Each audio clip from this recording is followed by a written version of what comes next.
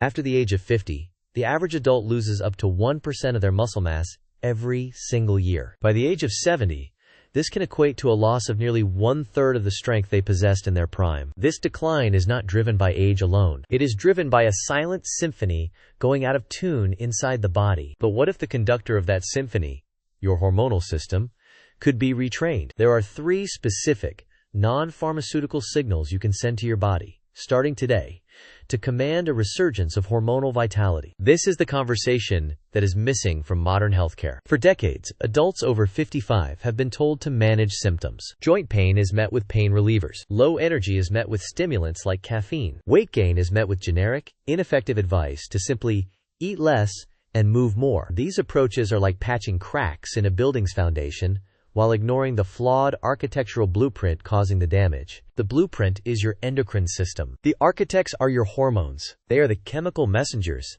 that dictate everything from your energy levels and mood to your body composition and cognitive clarity. For men and women alike, key hormones like human growth hormone, or HGH, and testosterone begin a steady decline after the age of 30. This is a biological reality, but the rate of that decline is not. It is a variable that can be controlled. It is a process that can be influenced. We have been conditioned to see this hormonal shift as a passive event, something that happens to us. This is a fundamental misunderstanding. The body is not a passive recipient of time. It is a dynamic system that responds constantly to the signals it receives from its environment. And your daily choices are the most powerful signals of all. The problem is, we are sending the wrong signals. We are inadvertently telling our bodies to slow down, to store fat, to break down muscle, and to prepare for a period of decline. We must learn a new language, a language of hormonal communication. This is not about chasing the illusion of youth. This is about demanding a higher quality of life. It is about possessing the physical power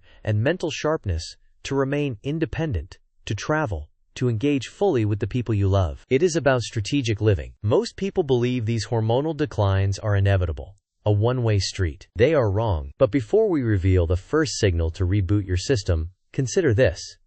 Is your morning routine actively sabotaging the very hormones you're trying to save? The first signal is not an action, but an inaction. It is the strategic use of absence. It is called time-restricted eating. This is commonly known as intermittent fasting, but the term fasting often conjures images of deprivation and suffering. This could not be further from the truth. Time-restricted eating is simply about consolidating your eating into a specific window of time each day, giving your body a prolonged period of rest and repair. When you are constantly eating, from an early breakfast to a late-night snack, your body is in a perpetually fed state. It is always working to digest and process food. In this state, the hormone insulin is elevated. When insulin is high, the body's primary fat-burning and cellular repair processes are switched off. Specifically, the release of human growth hormone is profoundly blunted. HGH is often called the fountain of youth hormone, but a more accurate term would be the repair and maintenance hormone. It is critical for maintaining lean muscle mass,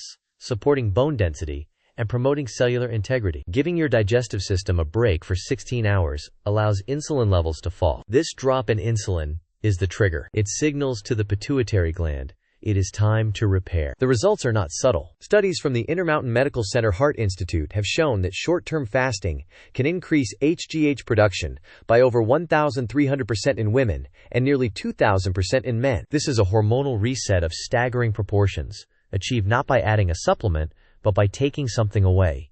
Constant food intake. This is not dieting. This is metabolic communication. The second signal is direct, primal, and non-negotiable. It is resistance. The human body is governed by a simple, brutal principle. Use it or lose it. Nowhere is this more true than with muscle tissue. After 55, the signal to build and maintain muscle must be loud, clear, and consistent. That signal is created by lifting heavy things. When you place a skeletal muscle under a load it is unaccustomed to, you create microscopic tears in the muscle fibers. This is not damage. It is a stimulus. This stimulus sends an emergency broadcast throughout the body. The message is clear.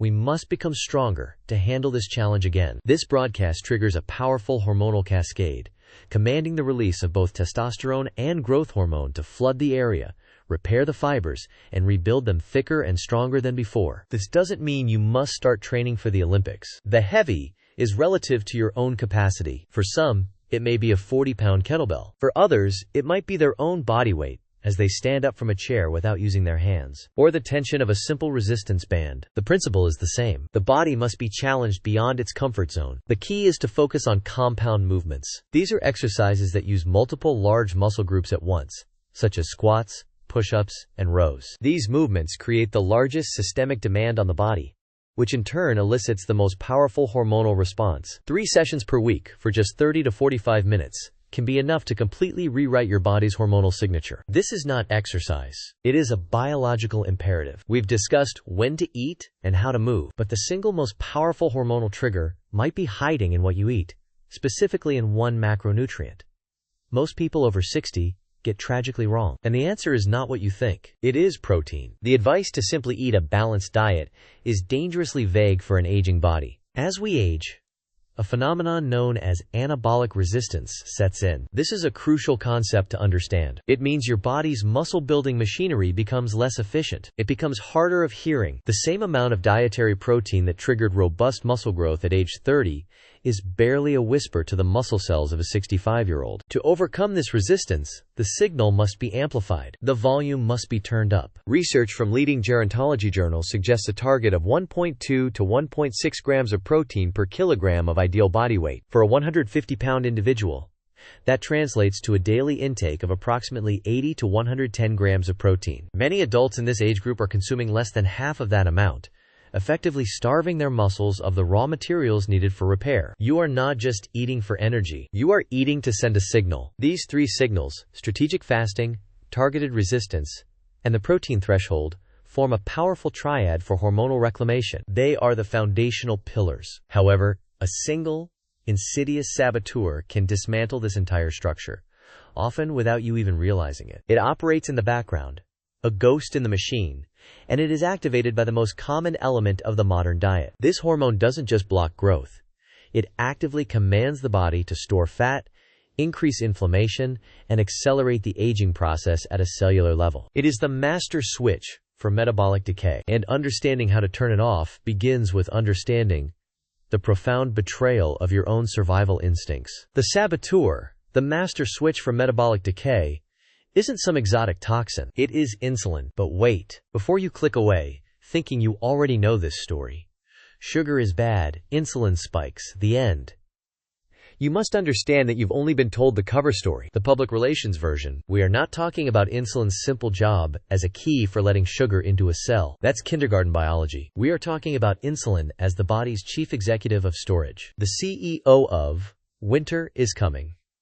Its primary, ancient directive, hardwired over millennia, is not health. It is survival through scarcity. When you eat, especially carbohydrates, insulin is released. Its message to every cell is loud and clear. Stop burning fat! A shipment of fast energy has just arrived. Burn this glucose now, and take every single remaining calorie, every gram of fat, every excess bit of sugar, and lock it away. A famine could be around the corner. For our ancestors, this was life-saving. For us, surrounded by a perpetual harvest, this survival mechanism has become a self-destruct sequence. The famine never arrives. So the problem isn't just that insulin spikes. The real, insidious danger, the secret that keeps millions of people over 60 feeling tired, inflamed, and overweight despite their best efforts, is a phenomenon I call the metabolic traffic jam.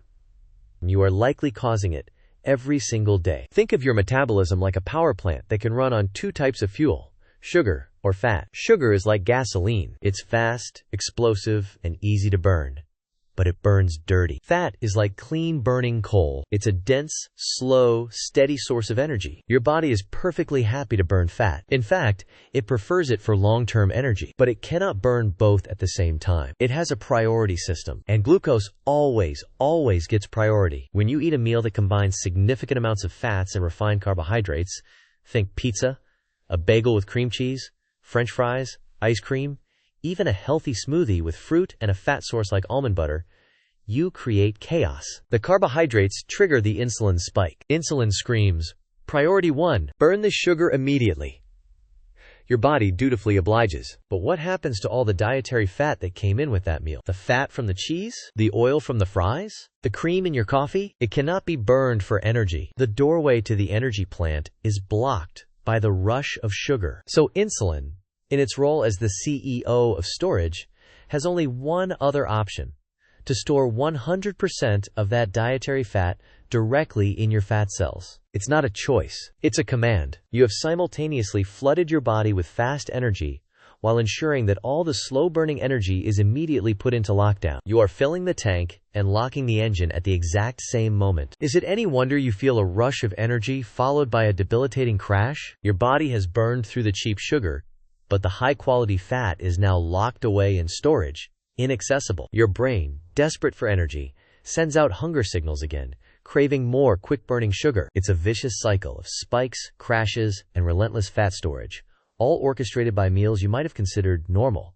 or even healthy. But the betrayal goes deeper. This metabolic traffic jam doesn't just make you tired and overweight. It actively accelerates the aging of your tissues through a sinister process known as glycation. Imagine the proteins in your body, the collagen that makes your skin firm, the elastin in your arteries, the proteins that make up your eye lenses and brain cells, as soft, flexible, and functional. Now imagine what happens when you spill sticky sugar syrup all over them. When blood sugar is chronically high, these excess sugar molecules randomly attach themselves to proteins and fats in a process that is, chemically speaking, the same as caramelization. It creates something called advanced glycation end products, or AGEs. The name is unnervingly accurate. These AGEs are like rust on your cellular machinery. They cause the flexible collagen in your skin to become stiff and brittle, leading to wrinkles and sag. They stiffen the arteries, contributing to high blood pressure. They cloud the lenses of your eyes, forming cataracts. They even accumulate in the brain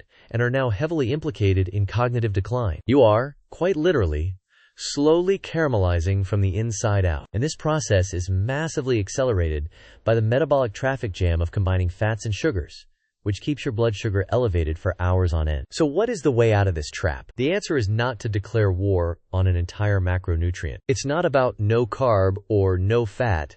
That's a novice's game. The master's game is about strategy. It's about timing, separation, and leveraging a different hormonal pathway entirely. Because insulin, the CEO of storage, has a counterpart, a shadow hormone that operates when insulin is silent, one whose primary directive is not to store but to release, to break open the locks on those fat cells and flood the body with clean, steady energy. This hormone is the key to metabolic freedom. It is glucagon, and for most people, it lies dormant, suppressed by the constant drizzle of carbohydrates in the modern diet. The question is, how do you turn it on? How do you silence the tyrannical voice of insulin and awaken this powerful agent of fat burning and rejuvenation? It doesn't require a pill or an injection. It requires a fundamental resequencing of your meals. It starts with your very first bite of the day. Because what you eat first doesn't just set the tone for the next hour. It dictates the dominant hormonal signal for the next 24. And most people are starting their day with a breakfast that ensures glucagon remains asleep, and that the CEO of storage remains firmly and disastrously in charge. Let's look at the standard Western breakfast. We have been told this is the most important meal of the day. But for who? Is it important for your long-term health? Or is it important for an industry that discovered a neurological cheat code decades ago? This is the hidden twist in the story. Your craving for these foods isn't a personal failing. It is a programmed response. Food scientists call it the bliss point, the perfect mathematically calculated ratio of sugar, fat, and salt that maximally hijacks your brain's reward centers, bypassing your natural feelings of fullness. It's a formula designed to make you crave the very combination that guarantees fat storage. You aren't just eating breakfast, you're taking a dose that locks you into a hormonal prison for the rest of the day. But how do you break out of this prison? You don't fight it. You don't resist it with willpower you don't have. You simply don't open the door. The escape starts not with a battle, but with a quiet, deliberate choice at your first meal. This is the key. You resequence. You begin your day not with a flood of sugar and processed carbohydrates, but with protein and healthy fat. By making this your first bite, you send a fundamentally different signal. You are telling your body there is no emergency, no rush of cheap fuel. You are whispering to your metabolism instead of shouting at it. In the absence of a sugar spike, insulin remains silent, and in that silence, its counterpart finally awakens. Glucagon, the CEO of release, steps onto the stage. Its first command is not to store, but to burn. It unlocks your own fat reserves, turning them into a source of clean, stable, all-day energy. The cravings disappear. because your brain is finally receiving the premium fuel it was designed for. The afternoon crash never comes. The vicious cycle is broken with a single, strategic meal. This isn't just about weight loss. This is about de-aging your body from the inside out. By keeping insulin low, you halt the relentless process of glycation. You give your body the time and the signal to repair the damage, to clear out the metabolic rust, to restore the youthful function of your tissues. You are rewriting your biological destiny, one breakfast at a time. This is not a diet. It is a dialogue with your hormones. You are shifting from a state of constant storage and crisis to one of effortless energy and repair. You are finally working with your body, not against it. What we've shown you today is the foundational principle, the master key to unlocking your metabolic health. But this is only the beginning. How do you apply this to lunch? To dinner? How do you navigate social situations or reintroduce carbohydrates strategically? That is the next chapter of your story. This is your call to action, to move beyond the theory and into the practice, to get the recipes, the strategies, and the step-by-step guides to make this your reality. Subscribe to How to Be Healthy and join a community that is reclaiming its energy, its health, and its future. The journey starts now.